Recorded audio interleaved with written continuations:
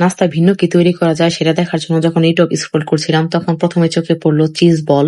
2 ধরনের চিজ বলের রেসিপি দেখছি, একটা চিকেন আর একটা পটেটো। তো আমি বাসায় পটেটো চিজ বল তৈরি করলাম। এর জন্য আমি প্রথমে পেঁয়াজের বেরেস্তা করে নিয়েছি আর শুকনো মরিচ তেলে টেলে নিয়েছি। একটা আলুকে ভালো মতো সিদ্ধ করে মশলার মধ্যে জাস্ট গরম মসলা, লবণ আর শুকনো মরিচ, পেঁয়াজের বেরেস্তা দিয়ে ভালো মতো মেখে নিচ্ছি। এরপর এটার মধ্যে আলু চপের শেপ করে ভেতরে চিজ দিয়ে দিচ্ছি। ভেতরে বেশি করে চিজ দিয়ে দেওয়ার পর আমি বলের মতো শেপ করে নিচ্ছি যাতে বাহির থেকে চিজটা দেখা না যায়। এরপর আমি একটা বাটিতে কর্নফ্লাওয়ার আর পানি গুলিয়ে নিয়েছি। এটার মধ্যে বলটাকে প্রথমে কোট করে নিচ্ছি, এরপর ব্রেড ক্রামের মধ্যে কোট করে নিব।